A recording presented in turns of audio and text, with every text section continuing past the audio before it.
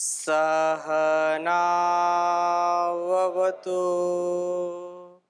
सहनौ भुनक्तु सह वीर्यं करवावहै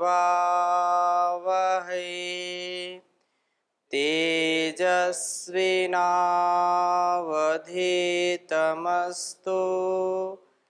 मा विद्विषावहै। ओम शांति शांति शांति। वैदिक जीवन पद्धति की इस कक्षा में आप सबका हार्दिक स्वागत है, अभिनंदन है। परम पिता परमेश्वर की महती कृपा से परम पूज्य श्री स्वामी जी महाराज, परम पूज्य श्री आचार्य जी महाराज और गुरु जी के आशीर्वाद से यह व्याख्यान वैदिक जीवन पद्धति, जिसको विगत कई महीनों से आप श्रवण कर रहे हैं, निसंदेह स्वाध्याय हमारे जीवन में अमूलचूल परिवर्तन कर देता है और स्वाध्याय से ही मनुष्य का विकास होता है। स्वाध्याय सत्संग हमारे स्वभाव को बदलने के लिए परम आवश्यक होते हैं। जो निज व्यवहार है, अपने जीवन का जो शुभ संस्कार है, उसके लिए ऋषियों का जो ज्ञान है, जो उन्होंने अपने जीवन में जिया है, जो अनुभव किया है, उसको हमारे लिए लिखित रूप में, उपदेश के रूप में इस संसार के परोपकार की भावना को सुदृढ़ बनाने के लिए वेद, शास्त्र, उपनिषद, दर्शन आदि के माध्यम से ऋषियों की बातों को हम सुनते हैं। और मूल में क्या है कि उस परम पिता परमेश्वर को हम सर्वत्र अनुभव करें। अतिथि देवो भव की जो चर्चा चल रही है, उस परंपरा का निर्वहन करने के लिए हमको हर पल सजग सावधान रहने की आवश्यकता होती है। बिना सजगता के, बिना समर्पण के वह आता नहीं है। परमपिता परमेश्वर का हम अनुभव हर पल कर सकें, उसके लिए प्रार्थना पूर्वक, हृदय से, भावपूर्वक सदा सर्वदा उसका चिंतन करते रहें। एक क्षण के लिए भी हतोत्साहित ना हो, निराशा ना आए। इसलिए आतिथ्य करते समय भी इस बात का ध्यान हमको रखना चाहिए कि आज मेरे घर में कोई अतिथि भगवान का रूप लेकर के आया है। वह भगवान का रूप है। अतिथि एक इंसान नहीं है, वो भगवान है।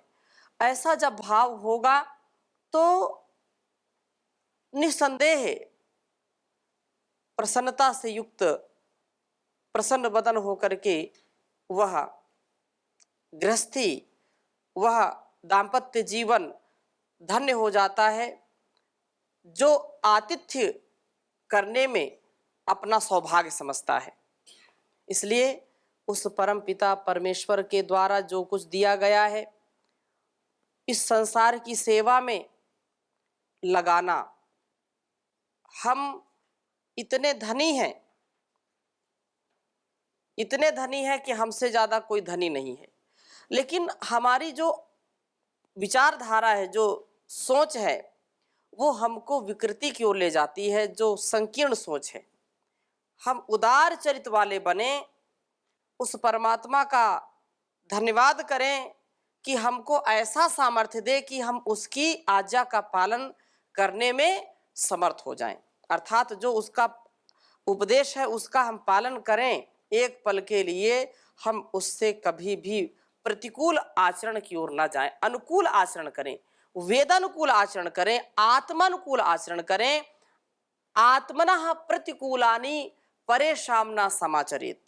जो मेरे लिए कल्याणकारी है, जो मैं चाहता हूं अपने लिए, वही दूसरों के साथ व्यवहार करूं। ऐसा व्यवहार किसी के साथ ना करूं जो मैं अपने लिए स्वयं नहीं चाहता हूं। इसलिए उस परमात्मा की विशेष भक्ति से ऐसा सामर्थ्य प्राप्त होता है। हम सब सौभाग्यशाली कि ऐसे पथ के अनुगामी हैं, ऐसे अध्यात्म पथ के अनुगामी हैं जो जन्म जन्मांतरों के बाद इस राह पर आते हैं, थपेड़े खा करके आते हैं, भूल भटक करके आते हैं। तो ये जो है हम अपने जीवन का सौभाग्य समझें और उस परमात्मा के प्रति सदा कृतज्ञ रहें। और भाव क्या होना चाहिए? क्योंकि सब कुछ उसी का दिया है। कोई भी माता पिता इतना सामर्थ्य नहीं रखते हैं कि वो किसी शिशु को बना सके। बना सकते हैं क्या? वो एक प्रक्रिया है निर्माण करने वाला। क्या माता पिता आंख नाक कान बनाते हैं, शरीर कोई बनाते हैं क्या? कोई ऐसी मशीन आज तक वैज्ञानिकों ने बनाई क्या कि उसको बना लिया? वो ठीक है, प्रोसेस एक अलग है, विज्ञान का युग है, करते हैं लोग, वैज्ञानिकता पूर्वक कार्य करते हैं। लेकिन कोई एक बीज आज तक बना पाया विज्ञान? एक कोई बीज कि जो भी वनस्पतियां हैं, वृक्ष है, अनाज है, उनके कोई अतिरिक्त बनाया हो? कोई एक मिट्टी का कण बना पाया कि अलग से कोई लेबोरेटरी में ये बहुत उपजाऊ मिट्टी तैयार की गई है? बनाया क्या? नहीं बना पाया। एक बूंद खून की बना पाई क्या? नहीं बना पाया। क्यों? क्योंकि उसका सामर्थ्य उतना नहीं है। इसलिए परमात्मा के प्रति कृतज्ञ रहें। और भाव क्या हो? ये जीवन तुम्हारा, तुम्ही को है अर्पण, लगा दो किनारे इसे मेरे भगवन। ये जीवन तुम्हारा, तुम्ही को है अर्पण, लगा दो किनारे इसे मेरे भगवन। मैं पथ से गिरूं तो मुझे थाम लेना, दया करके सद जान देते ही रहना। जो सच्चा है रास्ता उसे तुम दिखा दो, जो सच्चा है रास्ता उसे तुम दिखा दो, लगा दो किनारे इसे मेरे भगवन। ये जीवन तुम्हारा, तुम्ही को है अर्पण, लगा दो किनारे इसे मेरे भगवन। हो करुणा के सागर, दया के हो दाता, तुम ही जग के पालक, तुम ही हो विधाता। ये सोया है मानव इसे तुम जगा दो, ये सोया है मानव इसे तुम जगा दो, लगा दो किनारे इसे मेरे भगवन। दरस दो बड़ा होगा ऐसा तुम्हारा, भटकता ही रहता है ये मनवा हमारा।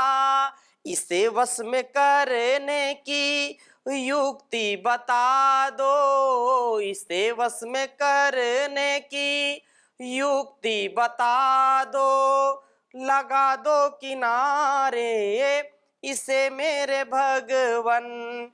ये जीवन तुम्हारा, तुम्ही को है अर्पण, लगा दो किनारे इसे मेरे भगवन। तुम्हारे भरोसे है ये जीवन की नैया, लगा दो किनारे मेरे खिवैया।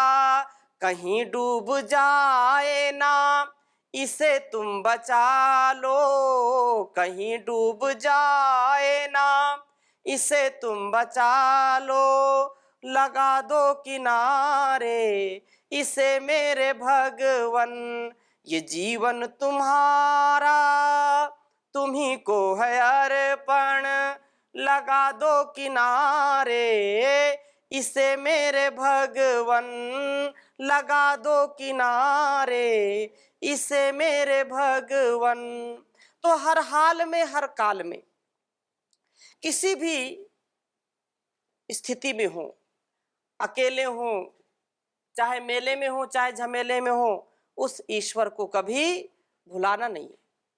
अपने कर्तव्य के द्वारा, अपने गुणकर्म स्वभाव के द्वारा हम सतत क्रियाशील रहें, सतत आतिथ्यशील रहें। अपने कर्तव्य का हमको बोध होना चाहिए, और यही बात अतिथि यज्ञ के संदर्भ में भी हमको ध्यान रखनी चाहिए, ध्यातव्य हो कि हम कभी भी भूले नहीं, भटके नहीं, अतिथि का सत्कार करें, क्योंकि ये हमारा परम कर्तव्य है। मैं संदर्भ लेकर के चर्चा कर रहा था कठोपनिषद की। नचिकेता जब पिता के कहने पर कि मैं तुझे यमराज को दूंगा, तो वो यमराज के यहाँ गए, लेकिन यमराज उस दिन थे नहीं, कहीं चले गए थे। अब वो वहां पर रुके हैं, उनके घर में जो धर्मपत्नियां हैं, वहां जो घर में हैं, उनको बुलाते हैं कि आइए घर में वास कीजिए, अन्न पान आदि कीजिए, लेकिन उन्होंने कुछ ग्रहण करने से मना कर दिया।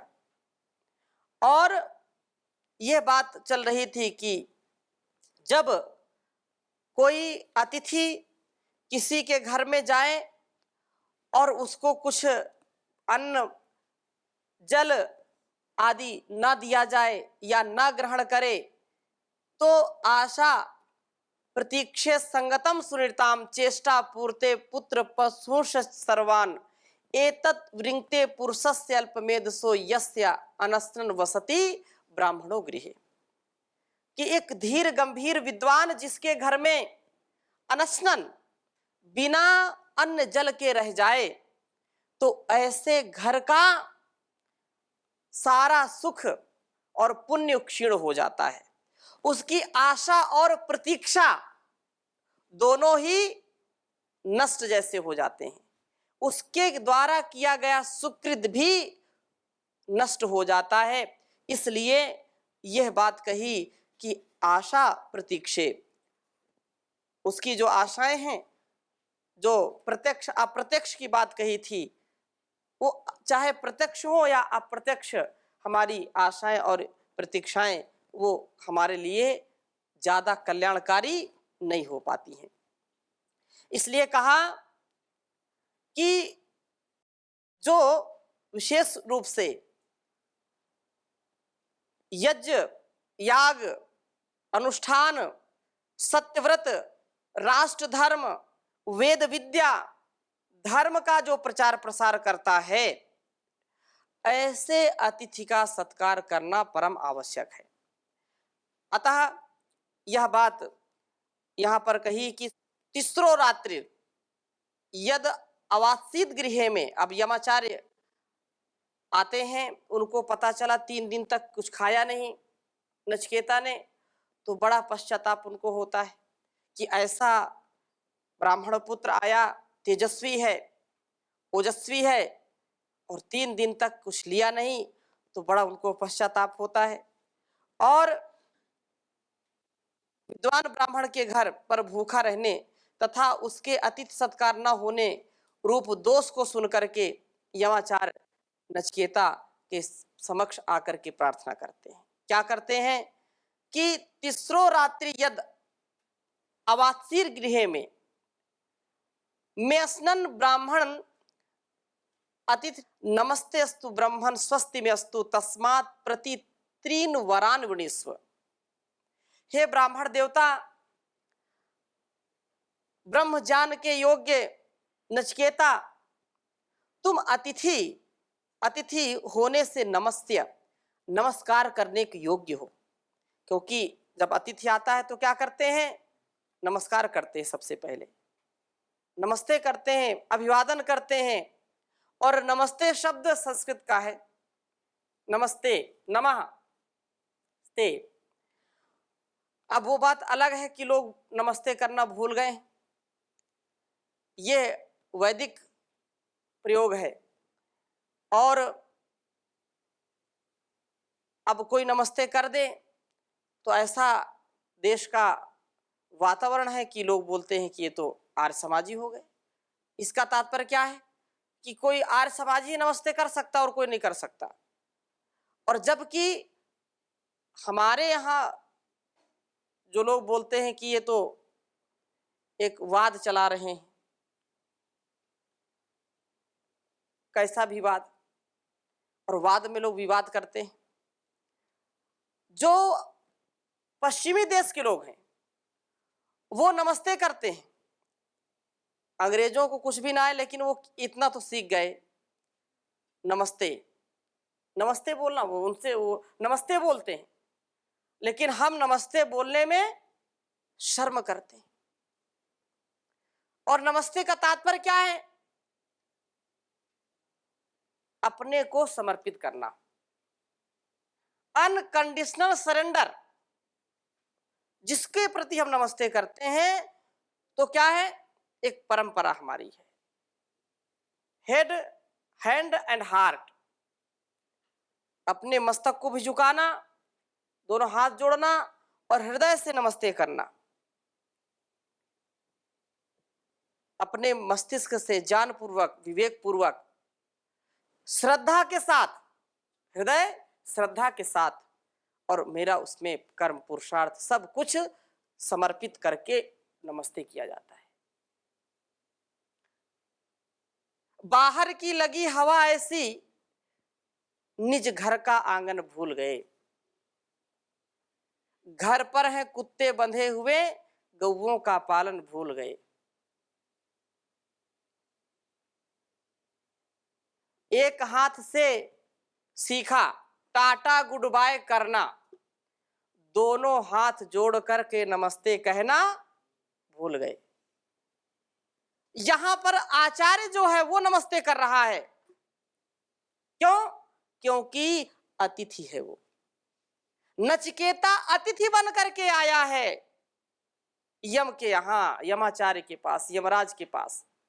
इसलिए कह रहे हैं तीसरो रात्रि यद अवात्सी गृह में अनस्नन ब्रह्मन अतिथिर नमस्ते। आप अतिथि हैं, इसलिए अतिथि क्या है, नमस्ते। वह नमस्कार के योग्य होता है जो अतिथि होता है। अतः ते तुम्हारे लिए मेरा नमः अस्तु, मेरा नमस्कार होवे, आप मेरा नमस्कार स्वीकार करिए। यह इतनी बड़ी परंपरा, इतनी पावनी परंपरा, प्रणाम प्राप्त हो। और मेरा दो बातें मांगी उन्होंने, नमस्ते अस्तु ब्राह्मण, स्वस्ति में अस्तु, मेरा आपको नमस्कार होवे, और साथ साथ एक चीज और मांगी कि मेरा कल्याण होवे। यह परंपरा है। क्यों कल्याण हो? क्योंकि 3 दिन तक आप बिना खाए पिए रहे हो, और वो पाप मुझको न लगे, तो पाप का भागी मैं ना बनूं। इसलिए कहा कि आपको नमस्ते हो और मेरा स्वस्ति हो, मेरा कल्याण हो, अर्थात आप प्रसन्न होकर के मेरा अपराध क्षमा करें। ब्राह्मण, हे ब्राह्मण स्वरूप अतिथे, यत जिस कारण में मेरे गृह घर पर आप तीसरा रात्रि, 3 रात्रि तक अनशनन, बिना कुछ खाए अवात्सी ही तुमने निवास किया है, तस्मात इस कारण से प्रति एक एक रात्रि का, 3 रात्रि रुके हो तो एक एक रात्रि का 3 वरान वृणीस्व, 3 वरों को आप चुन लीजिए, 3 वर मांग लीजिए मुझसे। नचिकेता क्योंकि अपने पिता की आज्ञा का पालन करने के लिए आया था, और यमाचार्य के घर पर ना होने पर 3 दिन भूखा रहा है, निराहार रहा है। यमाचार्य का जब आगमन होता है तो ऐसी वो चर्चा करता है, पश्चाताप करता है, और प्रणाम करके उसको प्रसन्न होने की प्रार्थना करता है कि आप प्रसन्न हो जाओ, क्योंकि अप्रसन्नता एक वाइब्रेशन बनाती है। आप कुछ बोल नहीं रहे मुंह से, मुंह को खोल नहीं रहे, कुछ कर भी नहीं रहे, लेकिन यदि आप प्रसन्न नहीं है, जबरदस्ती आपको कक्षा में बिठा दिया जाए, अब आप यहाँ बैठे हैं लेकिन मन आपका कहीं दूसरे स्थान पर लगा है, जबरदस्ती मरते क्या ना करते बैठना पड़ेगा। तो बैठे हैं तो मन मार के बैठे हैं, मन से क्रोधित हैं, मन से प्रसन्न नहीं है, तो उसका एक वाइब्रेशन तैयार होता है यहाँ। और मन से जब प्रसन्न होकर के बैठते हैं तो उसका अलग वातावरण तैयार होता है, उसका वाइब्रेशन अलग है, एक आभा मंडल है। कुछ सकारात्मक तरंगे निकलती हैं, कुछ नकारात्मक तरंगे निकलती हैं। तो हम जहां पर भी हो अपने पूरे होशो हवास में पूरी श्रद्धा पूर्वक विश्वास पूर्वक बैठे। ये बहुत खतरनाक काम है। अंदर अंदर लोग घुटते रहते हैं, सुलगते रहते हैं। तो अंदर घुटना अंदर सुलगना दोनों खतरनाक। बाहर जब आग सुलगती है तो धुआं सब आंख में जाता है तो लोग जो है रोते हैं, आंसू निकलते हैं ना। अंदर से भी जो लोग सुलगते रहते हैं वो बहुत परेशान खुद होते हैं और दूसरों को भी करते हैं। इसलिए इस बात को हमको ध्यान में रखना चाहिए कि कभी भी अप्रसन्न ना हो। और हमसे कोई अप्रसन्न है, ज्ञानपूर्वक तो प्रसन्नता अप्रसन्नता का प्रश्न अलग है कि भाई अब कहा जाए पढ़ो, अब मन नहीं है, और कि हम इनको कहेंगे पढ़ने के लिए तो अप्रसन्न हो जाएंगे, तो ये विवेक पूर्वक व्यवहार नहीं है। प्रभात में कहा जाए उठो, 3:45 बजे उठना है और मन कह रहा ना उठे, अब वो बोले नहीं उठना, अगर उठाएंगे तो क्रोधित होंगे, मन में दुखी होंगे, हिंसा होगी, तो फिर कोई भी अच्छा विद्यार्थी नहीं बन पाएगा ना। विवेक पूर्वक तो सारे कार्य करने हैं, अविवेक पूर्वक हम उन कार्यों से बचें। तो यहाँ पर बहुत ज्ञान में, ब्रह्म विद्या में मृत्यु का देवता है आचार्य। यमाचार्य क्या है? मृत्यु का देवता। कोई साधारण व्यक्ति थोड़े था वो ब्रह्मवेत्ता था, आत्मवेत्ता था, ब्रह्म विद्या को जानने वाला था।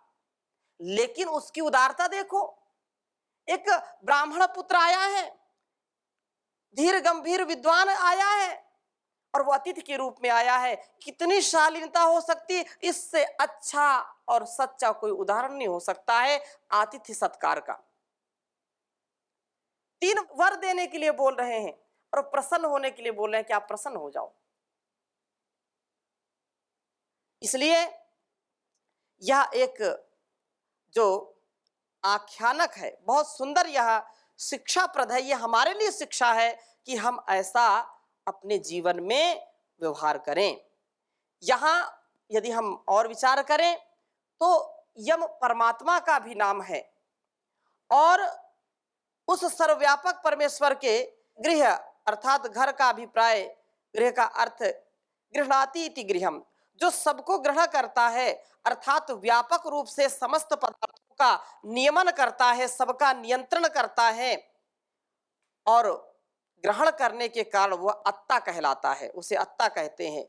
उस गृह ग्रहण करने वाले परमात्मा के आश्रय में रहना ही उसके घर में रहना है, उसका अंग संग अपने आसपास उसकी अनुभूति करना, उसको अपने अंग संग मानना कि परमात्मा मुझको हर समय देख सुन और जान रहा है।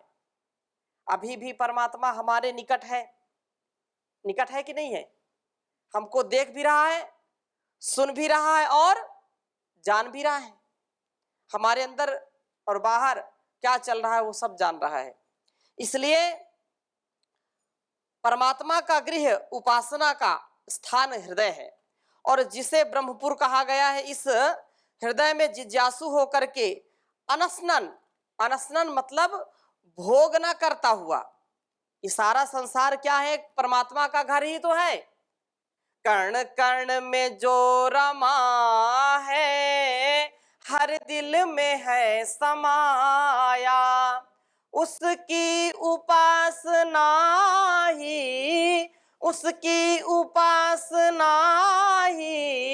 कर्तव्य है बताया। कण कण में जो रमा है हर दिल में है समाया। तो परमात्मा का क्या है, जर्रे जर्रे में वास है। ये सारा उस भगवान का सारा ये मकान है। ईशावास्यमिदं सर्वम यत् किंच जगत्याम जगत। तो इन इंद्रियों के द्वारा इन विषयों का भोग यदि हम करते हैं और परमात्मा का ध्यान नहीं करते हैं तो ये हमारे लिए अकल्याणकारी होगा। अनशन है जो निश्चित रूप से अपने को तपाता है, जो भोग में नहीं फंसता है, वही वरदान पाने का अधिकारी होता है। वरदान किसको मिलेगा? जो भोग से बचेगा, क्योंकि भोगे रोग भयम, भोगे रोग भयम, कुले चित भयम, वेत्ते नृपालाद भयम, मौने दैन्य भयम, बले रिपु भयम, रूपे जराया भयम, शास्त्रे वादि भयम, गुणे खल भयम, काये कृतांताद भयम, सर्वं वस्तु भयान वितम भुवि निर्णाम, वैराग्य में वा भयम, वैराग्य में वा भयम। तो संसार का भोग हमको कभी भी आत्म ज्ञान ब्रह्म ज्ञान तक नहीं पहुंचने देगा। तो इन भावों को हम अगली कक्षा में और आपके समक्ष रखेंगे। आज की कक्षा को यहीं पर विराम देते हैं। ओम शांति शांति शांति।